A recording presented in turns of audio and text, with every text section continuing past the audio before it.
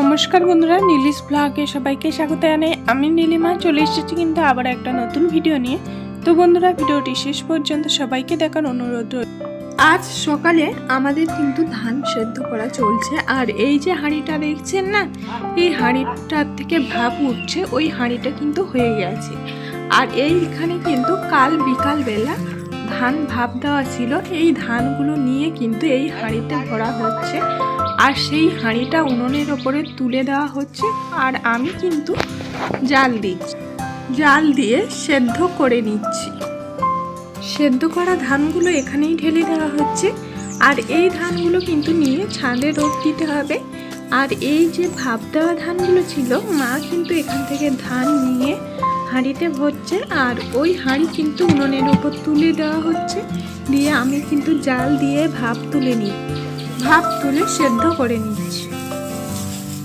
আর এই ধানগুলো কিন্তু কাল বিকালে ভাপ দেওয়া হয়েছিল, আর আজ কিন্তু সেদ্ধ করা হচ্ছে। একবার চাল তৈরি করতে কত কষ্ট দেখুন। আর তোমাদের দাদাভাই বাজার থেকে কিন্তু পাবদা মাছ আর শঙ্কর মাছ নিয়ে এসছে। শঙ্কর মাছ কিন্তু অনেকে অনেক রকম নাম বলে, আমাদের এখানে শঙ্কর মাছ বলে, কেউ বাঁশপাতা মাছ বলে, কেউ আবার চাকুল মাছ বলে, যার যেটা ভালো লাগে।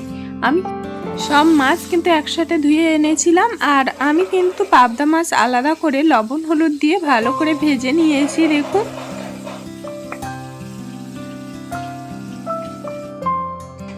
আজ রান্না করেছি পাবদা মাছ ঝাল, আর এখানে রান্না করেছি কলার মোচা আলু দিয়ে ছলা দিয়ে ভাজা, আর এখানে রান্না করেছি সজনে ডাঁটা কুলেখাড়া আর মাছ দিয়ে ঝোল। এখানে রান্না করেছি শঙ্কর মাছ আলু দিয়ে ঝোল, আর এখানে রান্না করেছি কিন্তু পাবদা মাছ।